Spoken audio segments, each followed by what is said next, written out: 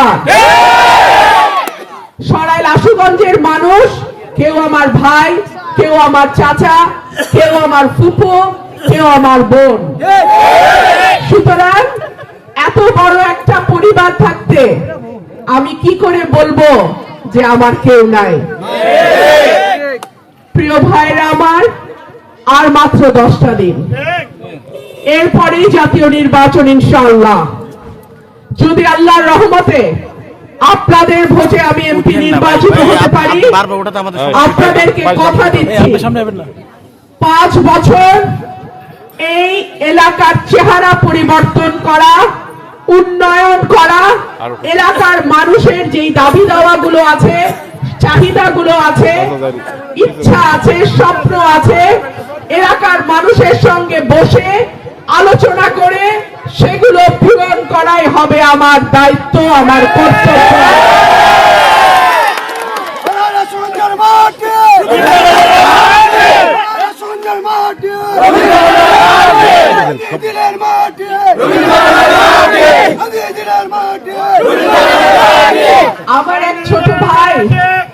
আমার এক ছোট ভাই এলাকার আমার কাজ করে, আমার জন্য পরিশ্রম করে, অনেক কষ্ট করে। সে আমাকে গত পরশু এসে বলতেছে, আফা কিছু বুঝি না, যেখানে যে দেখি মানুষে খালি কয় হাস হাস হাস। আমি বলি এটা আল্লাহর রহমত। বলে যখন স্বতন্ত্র দাঁড়াইলেন, দল নমিনেশন দেয় নাই, ভাবছিলাম আমরার পাশে কাউরে পাবো না। এখন থেকে সারা আশুগঞ্জ সরাইলের যত মানুষ সব আমাদের সাথে। আমি বলি এটা আমার মালিকের রহমত।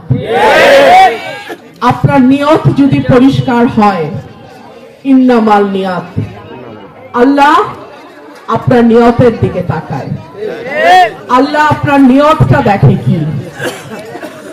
আমার কিন্তু ঢাকা শহরে কোনো অভাব ছিল না, চমৎকার জীবনযাপন, সুপ্রিম কোর্টের অ্যাডভোকেট, ব্যারিস্টার, মান সম্মানেরও কোনো ঘাটতি ছিল না। আমি বসে গেলে হয়তো সংরক্ষিত মহিলা আসনে বিনা পয়সায় এমপি হতে পারতাম, বিনা কষ্টে এমপি হতে পারতাম, আরো একটু জোর জবরদস্তি করলে মন্ত্রীও হয়ে যেত।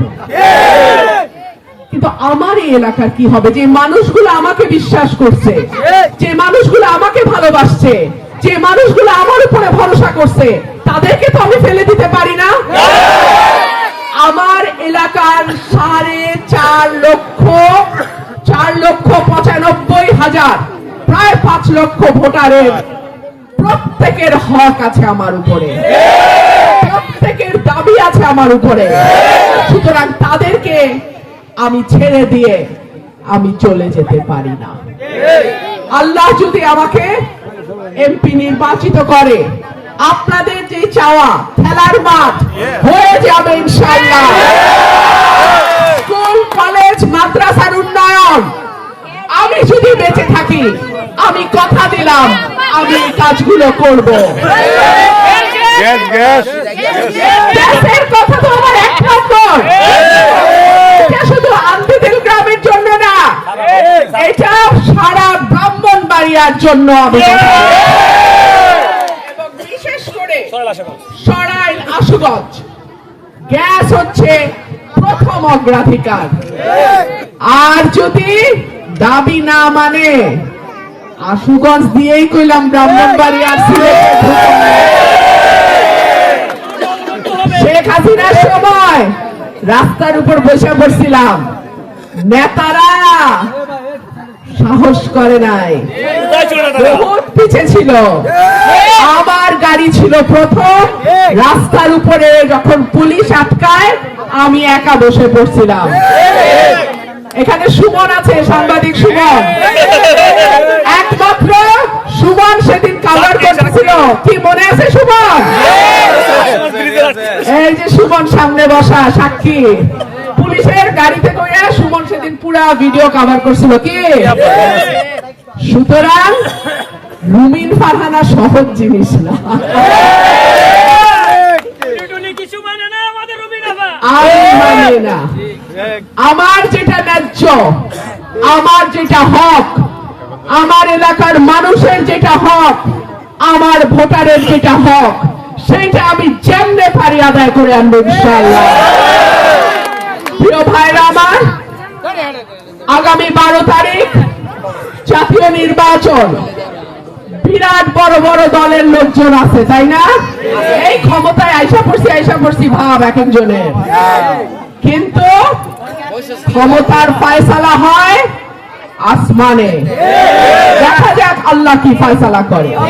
কিন্তু আমার ভোটারদের প্রতি আমার আহ্বান থাকবে, 11 তারিখ বিকাল থেকে 12 তারিখ ভোট গণনা করে লিখে সই হওয়া পর্যন্ত কেন্দ্র ছাড়বেন না। ওই কোন বড় দলের কেউ যেন ফলাফল এই দিক থেকে এই দিক করার সুযোগ না পায়। আমার দল নাই, কিন্তু আমার ভোটার আছে। আমার পেশি শক্তি নাই, আমার ভাইয়েরা আছে। আমার কালো টাকা নাই, ভোটারের ভালোবাসা আছে।